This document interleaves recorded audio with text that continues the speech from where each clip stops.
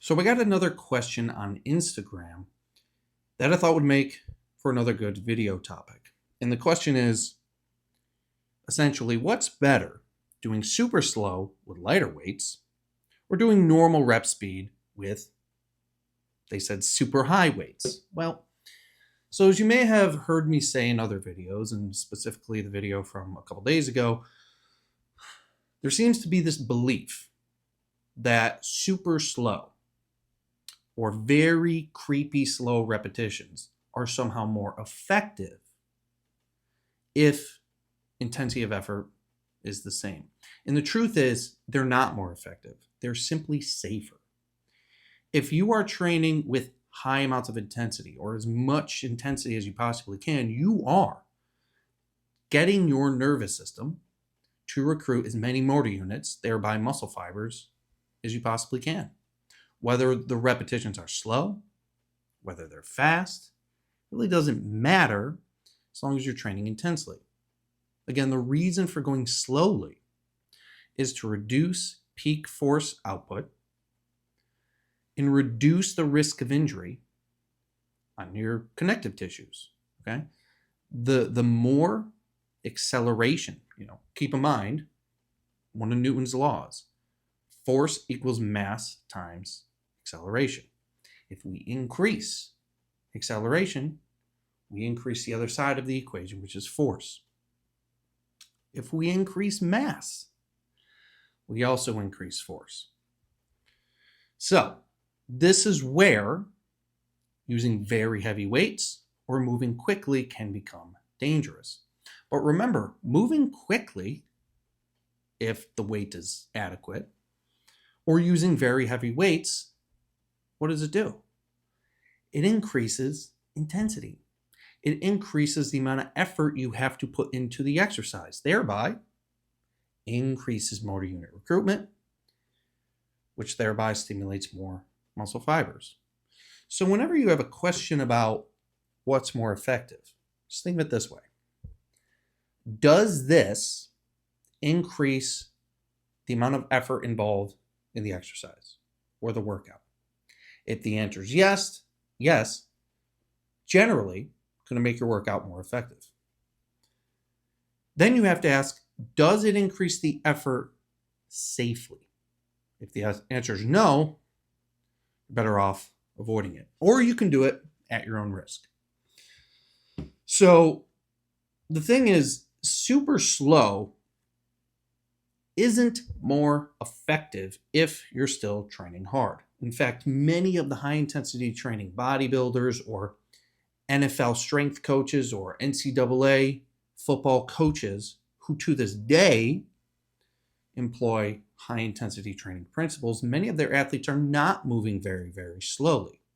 And as I said in another video, the reason is you've got to keep athletes and people who are not interested in exercise, you've got to keep them engaged, you've got to keep them motivated, and you've got to get them to push hard. That is why I believe they kind of ignore the whole really slow repetition thing, because athletes got a lot of other things to worry about.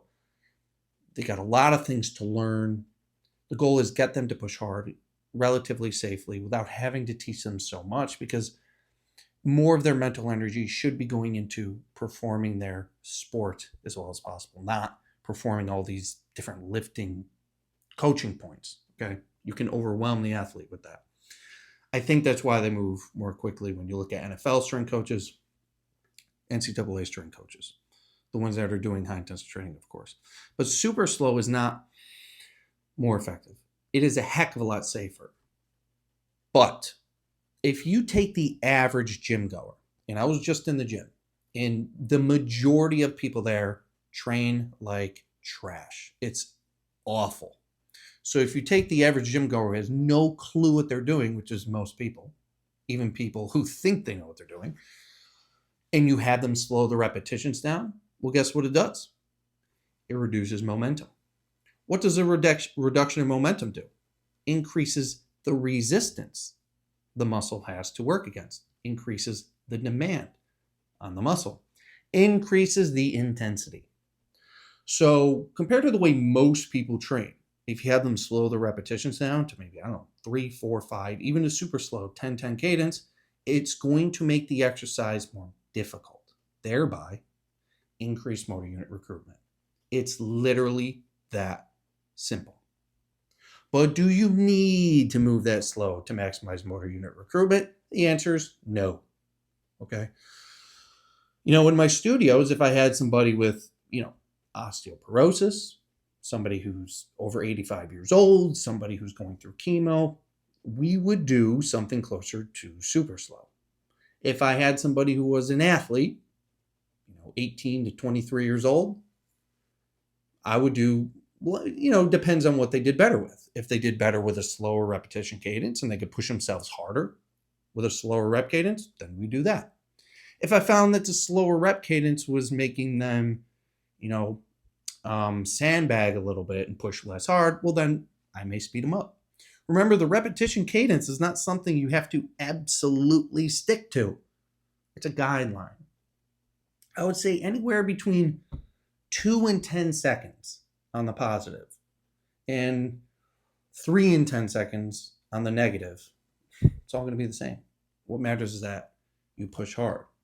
So going back to this question, slower, super slow cadence with lower weights. And of course, if you slow the repetition cadence down, you are increasing the amount of resistance the muscle has to work against because there's less assistance by momentum.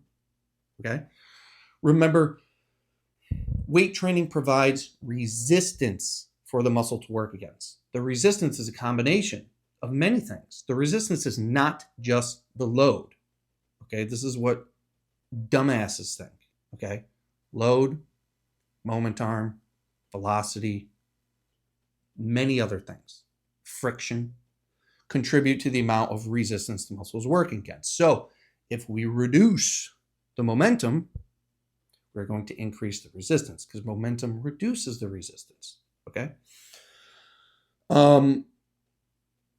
So super slow with lower weights, you're going to have to lower the weight if you're going to, do very, very slow repetitions because momentum's not helping you. Versus normal speed with high weights. What is normal speed? I don't know really what you mean by that. Does it mean like lifting explosively with a heavy weight? Whatever. The truth is you're going to get the same results if you're training hard. So whichever one of these makes you push the hardest, go for it. If you've had injuries in the past, maybe joint injuries, lower back injuries, something of that sort, probably going to want to lean on the slower side. If you're 18, 19 years old, you could get away with faster repetitions right now, but it usually does lead to some sort of, at least joint discomfort, down the road. But we need to get past this belief that some repetition cadence is better than another because it's not. Okay. Again, with fitness, there's a lot of it depends. Okay. And based on the literature, all the other factors don't seem to make a difference as long as you're pushing hard. Frequency, volume, rep cadence, machines versus free weights, full range of motion, short range of motion, no range of motion. Doesn't matter. Muscle fibers, motor units are recruited based on effort. Motor units have inside them muscle fibers, so we have to recruit the motor unit in order to stimulate the muscle fibers inside them and stimulate myofibrillar hypertrophy. If you're pushing hard, your nervous system is going to recruit more motor units, contract more muscle fibers, stimulate more myofibrillar hypertrophy, stimulate more whole muscle growth. The end. Okay. So, good question from Instagram. That's the answer. Don't worry so much about your repetition cadence. Keep it relatively slow and controlled because it's going to be safer and it's likely going to place more resistance against your muscle without the aid of momentum. If you have questions that you'd like me to answer, follow me on Instagram. It's @_J_Vincent. And in my stories, I normally ask questions and I save some good ones and do long format videos on them.